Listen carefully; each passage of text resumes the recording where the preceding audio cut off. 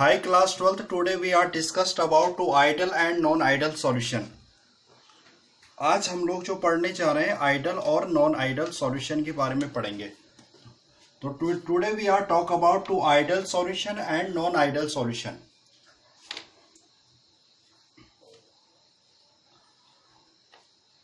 Ideal and non ideal solution.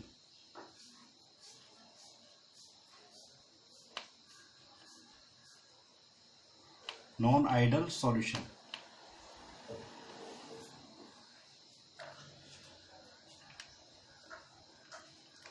The binary liquid-liquid solution may be classified into two types.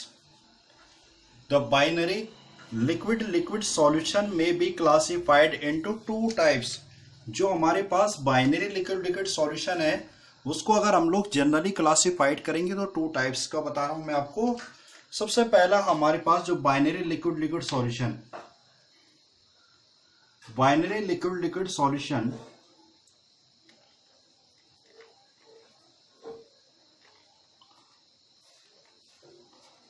binary liquid-liquid solution classified two types. First ideal solution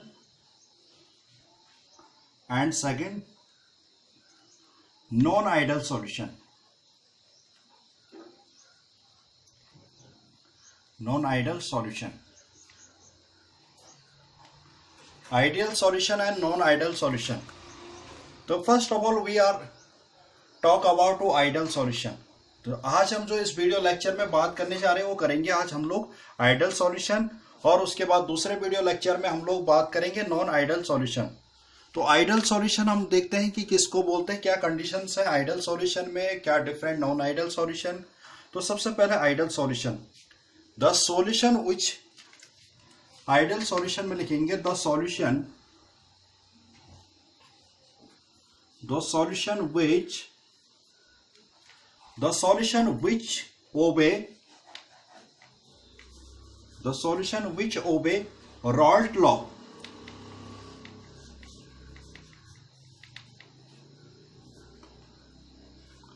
Raoult law exactly over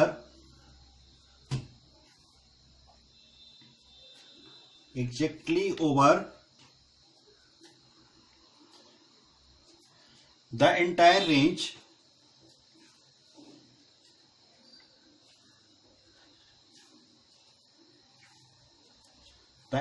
range of concentration.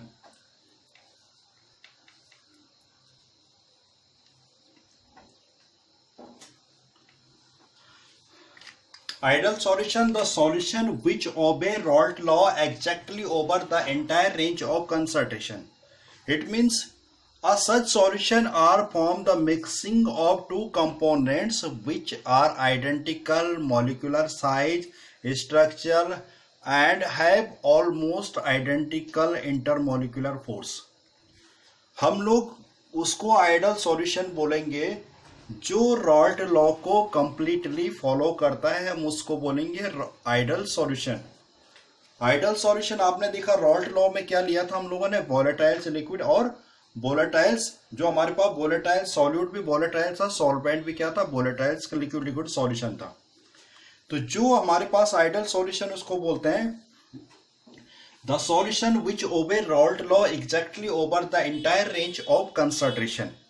यानी कि हमें जो completely Raoult law को follow करता है उसको हम बोलते हैं उस सॉल्यूशन को आइडल सॉल्यूशन.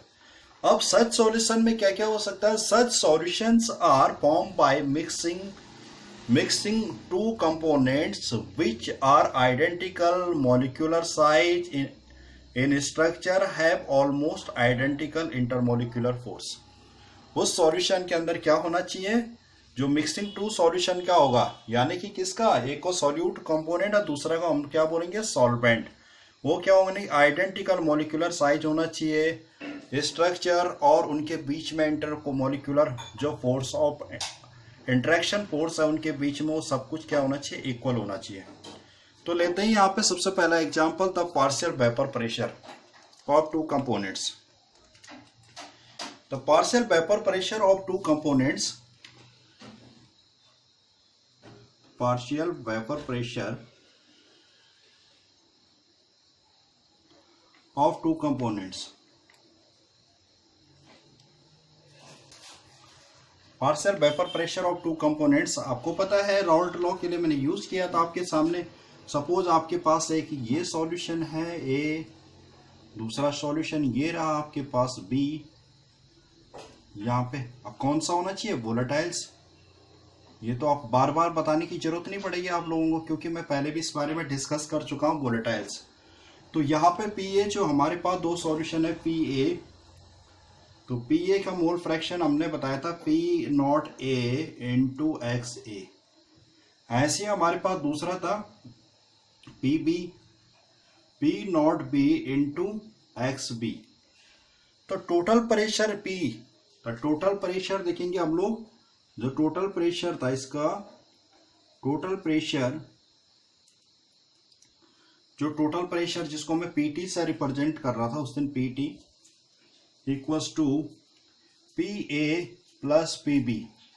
इनकी वैल्यू पुट कर लेते हैं, P A naught X A plus P not B X B.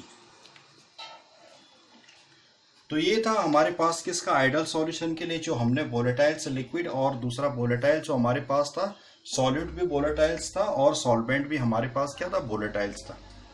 तो यहाँ पे ये टोटल प्रेशर हम लोगों ने उसके लिए निकाला था एक्स। ये आपको पता मोल फ्रैक्शन है किसके? पी ए सॉल्यूट जो हमारे पास सॉल्यूट के, और हमारे पास जो पी बी हमारे पास एक्स पी जो दिखा रखा मोल फ्रैक्शन किसके? सॉल्वेंट के। अब यहाँ पे द आइडल सॉल्यूशन है फॉलोइंग कैरेक्टरिस्टिक्स। अब जो आइडल सॉल्यूशन होता है, आइडल सॉल्यूशन के कुछ कैरेक्टरिस्टिक्स होते हैं। तो characteristics of ideal solution, characteristics of ideal solution।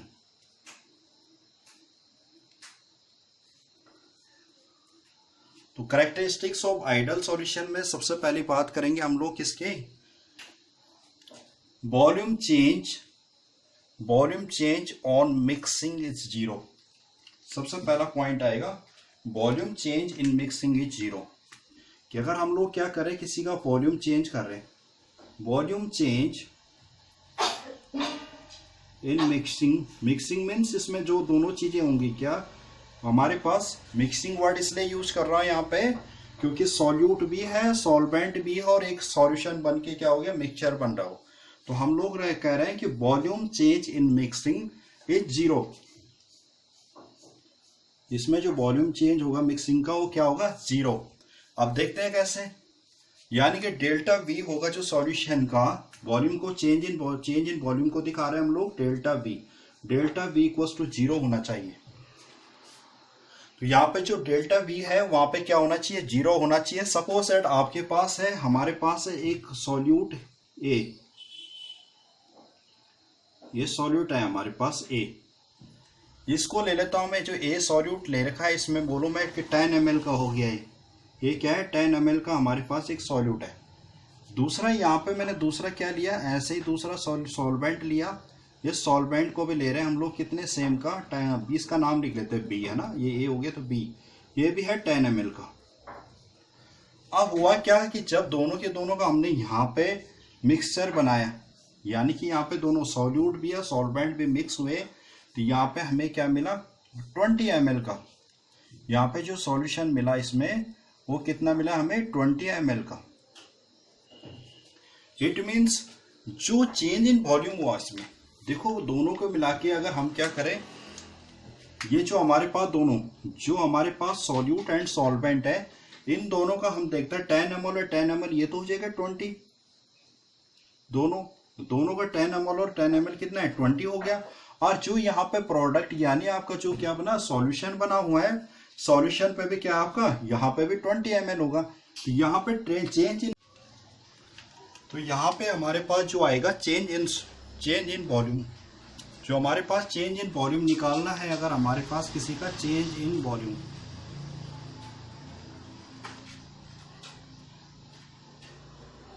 तो चेंज इन वॉल्यूम निकालना है यानी कि डेल्टा वी। तो अगर हमारे पास डेल्टा वी निकालना है तो हमें क्या करना पड़ेगा? इसके लिए जो सॉल्यूशन है तो वॉल्यूम ऑफ सॉल्यूशन यहाँ पे क्या लिखेंगे हम लोग, जो वॉल्यूम ऑफ सॉल्यूशन होगा, volume of solution minus volume of solute, volume of solute plus volume of solvent. तो यहाँ पे इस तरह से हमारे पास क्या निकलेगा, चेंज इन वॉल्यूम अगर हमें निकालना है, चेंज इन वॉल्यूम हमें किसी का फाइंड करना है, किसमें, आइडल सॉल्यूशन के लिए, तो वहाँ उस केस में क्या करना पड़ेगा हम, क्योंकि यहाँ पे क्या करें, चेंज इन वॉल्यूम को किससे रिप्रेजेंट कर रहे हैं, डेल्टा वी से। डेल्टा वी से हम लोग किसको रिप्रेजेंट कर रहे हैं यहाँ पे, चेंज इन वॉल्यूम को। आज जब हम चेंज इन वॉल्यूम को डेल्टा वी से रिप्रेजेंट कर रहे हैं यहाँ पे, तो डेल्टा वी जो होगा हमारे पास, ये change in volumes of solution, delta we क्या आएगा, तो चेंज इन वॉल्यूम कितना हुआ, उसमें volume of solution minus volume of solute plus volume of solvent. यानी कि हम लोग क्या करेंगे, सॉल्यूट और सॉल्वेंट के वॉल्यूम को प्लस कर लेंगे, उसमें से जितना वॉल्यूम ऑफ सॉल्यूशन है उसको माइनस करके हमारे पास चेंज इन वॉल्यूम आ जाएगा। और क्या कहा हमने, आइडल सॉल्यूशन के लिए चेंज इन वॉल्यूम्स क्या होगा हमारे पास, 0 आता है। तो यहाँ पे जो डेल्टा वी हमारे पास आएगा, delta V equals to 0। Next आता है ideal solution in which A B B, यानी कि जो आइडल सॉल्यूशन है, सेकंड पॉइंट आएगा हमारे पास। सेकंड पॉइंट क्या है आइडियल सॉल्यूशन का, आइडियल सॉल्यूशन का जो अगर हमारे पास सॉल्यूशन बना होगा, आइडियल सॉल्यूशन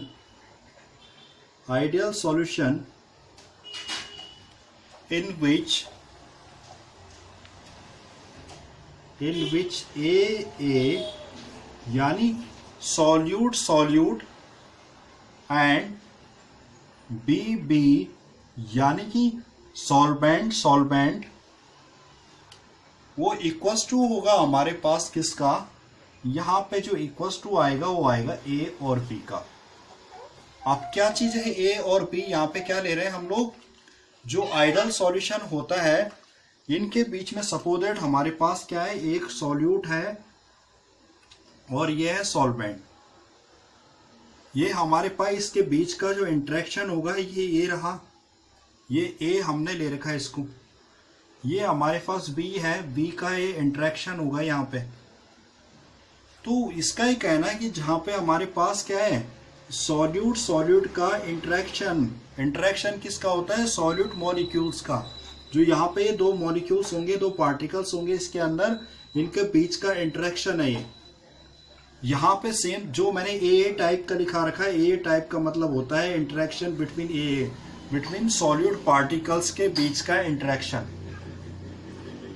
ऐसे ही हमारे पास क्या है बी वाले में, इसमें इंटरेक्शन किसका है, बी का। सॉल्वेंट के अंदर के जो सॉल्वेंट है, सॉल्वेंट के अंदर के जो पार्टिकल्स है उनके बीच का इंटरेक्शन। अब इसको हम लोगों ने क्या कर दिया, सॉल्यूशन में डाल दिया, दोनों को कंबाइन करके हम लोगों ने क्या बना दिया, सॉल्यूशन बनाया। तो सॉल्यूशन में जो होगा, यानी ए और बी, यानी एक ए का हो गया और एक हमारे पास किसका हो गया, बी का हो गया। यानी ए वाले को मैं ब्लू से रिप्रेजेंट कर लेता हूं, बी तो ब्लैक आई। तो ये जो इंटरेक्शन होगा ए और बी का, ये इक्वल होगा। It means all interaction force of interaction are equal. All intermolecular force AA interaction and BB interaction are equal to intermolecular force of interaction A and B. It means जो ideal solution होगा उसमें solute का interaction, solute solvent का, जो हमारे पास solvent का interaction, वो equal होगा किसका, जब सॉल्यूशन के अंदर ए और बी सॉल्यूट और सॉल्वेंट के इंटरेक्शन का इक्वल होता हो। कौन, आइडियल सॉल्यूशन। तो यहाँ पे इंटरेक्शन क्या होगा, all intermolecular force of interaction are equal in the case of solute, solvent and then finally solution. Now talk about to ideal solution are those in which change enthalpy 0। यहाँ पे next हमारे पास जो आएगा, ideal solutions are those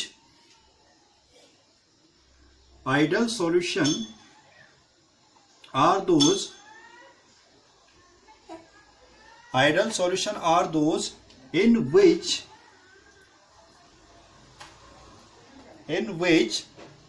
change in enthalpy change in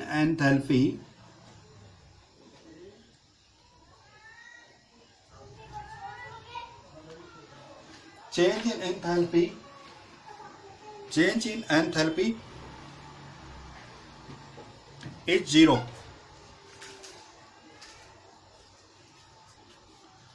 जो ideal solution होगा, ideal solution में क्या होगा कि जो चेंज इन एंथैल्पी होगी इसमें ये क्या होगी, जीरो होगी.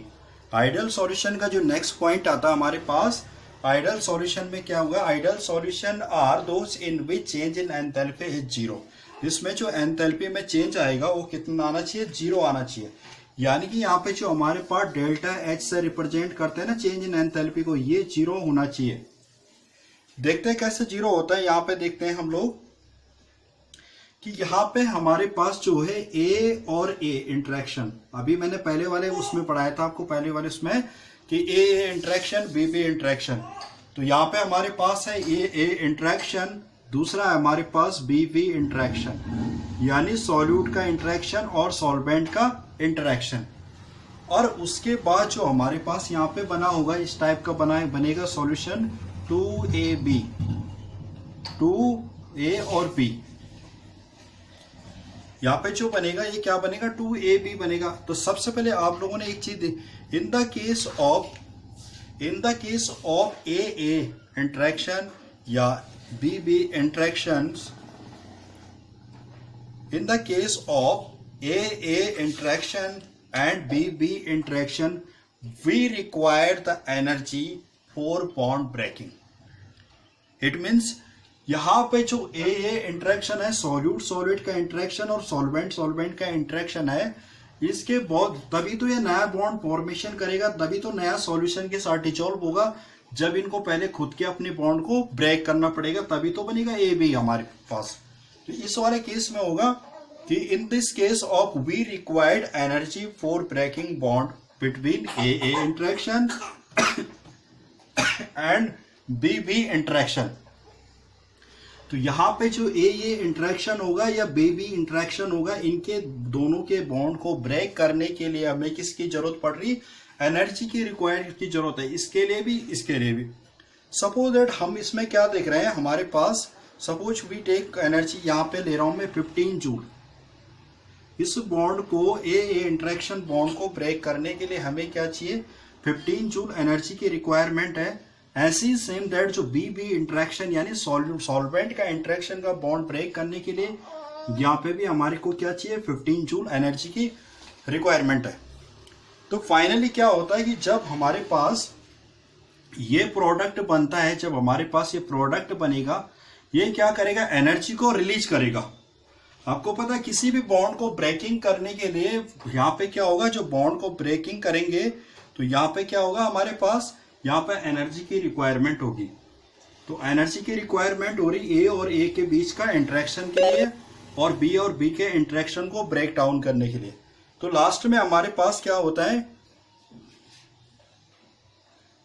तो लास्ट में यहाँ पे जो हमारे पास प्रोडक्ट बनता है, तो इन दोनों को अगर हम सम कर लेते हैं ये वाला, तो ये हो जाएगा 30 जूल. टोटल एनर्जी हमारे पास जो है यहाँ पे सॉल्यूट और सॉल्वेंट के लिए 30 जूल हो रही.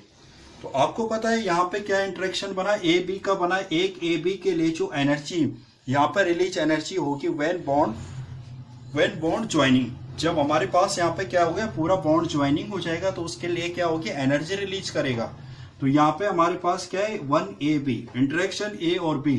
एक AB के इंटरेक्शन के लिए एनर्जी की जरूरत कितनी है, कितनी एनर्जी रिलीज करेगा, 15 जूल. अब यहाँ पे देखो कितने मॉलिक्यूल्स है, नंबर ऑफ मॉलिक्यूल्स 2 है, 2AB है, मतलब एक AB और है इसके साथ में. तो यहाँ पे कितने की जरूरत पड़ेगी हमारे पास, 2 × 15. तो 2 × 15 का मतलब 30 जूल. यानी कि ideal solution are those in which change enthalpy is zero. यानी कि इसमें जो आइडल सॉल्यूशन है, इसमें जो चेंज इन एंथैल्पी होगी, चेंज इन एंथैल्पी भी क्या हो रही, जीरो हो रही, क्योंकि इन दोनों साइड में क्या हो रहा है, जितनी एनर्जी को एब्जॉर्ब कर रहा है, रिक्वायरमेंट है बॉन्ड ब्रेक करने के लिए, आफ्टर फॉर्मेशन ऑफ बॉन्ड होने के बाद वो एनर्जी, उतनी एनर्जी को रिलीज कर रहा है। यहाँ पे ये हमारे पास क्या होता है कि ideal solution are those in change enthalpy is zero, यानी कि आइडियल सॉल्यूशन की जो एनर्जी होती है उसमें जो हमारे पास डेल्टा एच की वैल्यू होती है वो क्या होती है, एंथैल्पी की जीरो होती है। तो ये था हमारे पास आइडियल सॉल्यूशन। आइडियल सॉल्यूशन ये टोटल जितने हैं ये हमारे पास ये क्या करते हैं, सब के सब क्या करते हैं, राल्ट लॉ को ओबे करते हैं, राल्ट लॉ को। तो नेक्स्ट वाले वीडियो लेक्चर में हम लोग डिस्कस करेंगे नॉन आइडियल सॉल्यूशन।